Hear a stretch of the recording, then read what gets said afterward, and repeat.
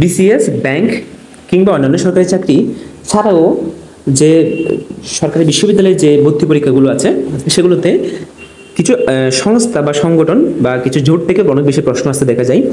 আজকে আমরা দেখব কোন জোট বা কোন আঞ্চলিক জোটগুলো যে আঞ্চলিক জোটগুলো থেকে মোটামুটি প্রশ্ন কম্পিটিটিভ পরীক্ষাগুলোতে করে বা বেশি আলোচিত যে বিষয়গুলো আছে, যে সংস্থাগুলো বা যে জোটগুলো আছে সেগুলো নিয়ে আমরা আজকে আলোচনা করার চেষ্টা করব।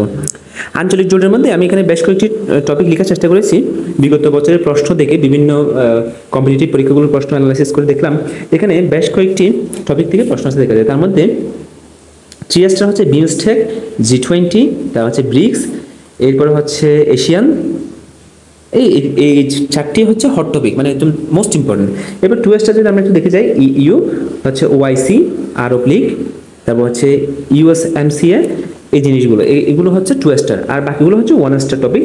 এগুলো আমাদের পড়তে হবে কি, এগুলো আমাদের প্রথম বিষয়টা হচ্ছে পূর্ণরূপগুলো একটু জানতে হবে, কারণ পূর্ণরূপ মাঝে মধ্যে পরীক্ষায় এমসিকিউতে আসে এবং রিটেন পরীক্ষায় আমাদের এগুলো নিয়ে অনেক লেখালেখি করতে হয়। তাহলে এখানে আমাদের জানতে হবে হচ্ছে পূর্ণরূপগুলো প্রথমত। তাহলে আমাদের পূর্ণরূপগুলো জানার পরে এগুলোর প্রতিষ্ঠা সাল, সদস্য এবং এটার উদ্দেশ্য, এটার কে প্রথম উদ্দেশ্যটা নিয়েছিল বা এটা শুরু করার প্ল্যান করেছিল, এই বিষয়গুলো নিয়ে আমরা পড়বো। অর্থাৎ আমি লিখেছি এগুলো ডিটেলস পড়তে হবে। আমরা এগুলো যদি ডিটেলস একটু পড়ি তাহলে আমরা ফ্রিলি রিটেন যে কোনো ক্ষেত্রে আমরা মোটামুটিভাবে এখানে কিছু না কিছু লিখে আসতে পারবো। আর হচ্ছে এর বাইরে আরও অনেকগুলো কিন্তু জোট আছে, আঞ্চলিক জোট, ঠিক আছে। অর্থাৎ একটা অঞ্চলকে এগুলোর উদ্দেশ্য, মূল উদ্দেশ্য হয়তো আবহাওয়া নিতে হতে পারে, অথবা ব্যবসায়িক উদ্দেশ্য হতে পারে, অথবা কোনো কারেন্সির উদ্দেশ্য হতে পারে।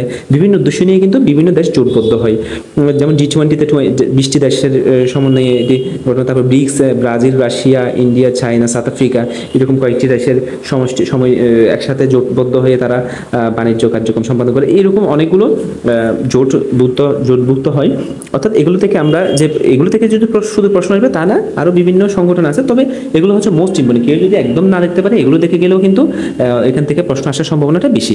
তবে কেউ যদি রিস্ক না নিতে চায়, আরও বেশি পড়তে চায়, আরও বেশি জানতে চাই, তাহলে সেক্ষেত্রে এগুলো ডিটেলস অবশ্যই করতে হবে। এগুলো মোস্ট ইম্পর্টেন্ট। এগুলো ছাড়া অল্প কয়েকটা টপিক জোট পাওয়া যাবে, সেগুলো হচ্ছে প্রিভিয়াস কোয়েশ্চেন একটু দেখে ফেলতে হবে। প্রিভিয়াস কোয়েশ্চেন মানে যে কোনো জোটের এই টপিকটাতে গিয়ে যে কোনো বইয়ের জোটভুক্ত সাধারণ জ্ঞান বইয়ের প্রিভিয়াস কোয়েশ্চেনগুলো পড়লে এখানের আর যে কয়েকটা সংগঠন আছে সেগুলো পাওয়া যাবে।